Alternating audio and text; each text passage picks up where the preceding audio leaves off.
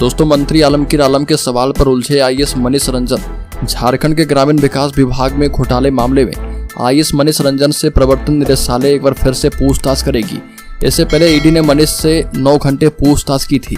यह पूछताछ पहले अकेले में की गई और फिर आलमगीर आलम के सामने बिठाकर पूछताछ की गई। इस पूछताछ के दौरान मनीष रंजन ने खुद पर लगे आरोपों को निराधार बताया और खुद को ईमानदार अधिकारी बताया।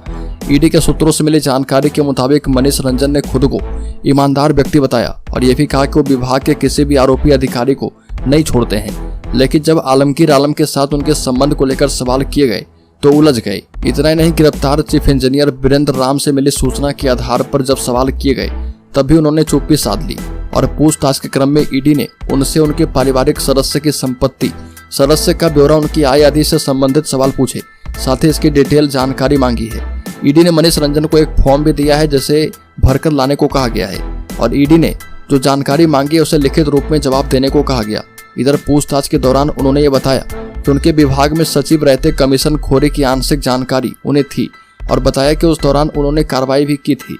साथ ही बताया कि विभाग के मंत्री के साथ उनके संबंध केवल काम काज तक ही थे। ईडी ने टेंडर कमीशन घोटाला मामले में छापेमारी के बाद मंत्री आलमगीर आलम के पीएस रहे संजीव लाल और उसके नौकर जहांगीर आलम को गिरफ्तार किया था और बकौल जांच एजेंसी संजीव लाल ने पूछताछ में बताया कि किन किन लोगों के बीच कमीशन की राशि बांटी जाती थी। पीएमएलए के विशेष न्यायाधीश पीके शर्मा की कोर्ट में ईडी की ओर से जो जानकारियां दी गई है उसमें जांच एजेंसी ने साफ कहा कि आलमगीर आलम मनी लॉन्ड्रिंग में शामिल है, लेकिन वह किसी भी तरह की जानकारियां देने से बच रहे। वो महत्वपूर्ण जानकारियां छिपा रहे।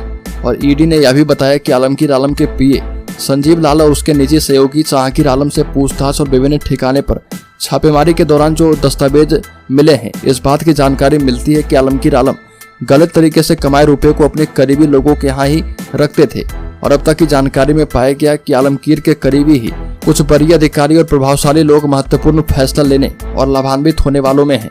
ऐसे लोगों के पास गुप्त और महत्वपूर्ण सूचनाएं हैं और इन्हें भी जल्द ही समन जारी कर पूछताछ करने के लिए बुलाया जा सकता है।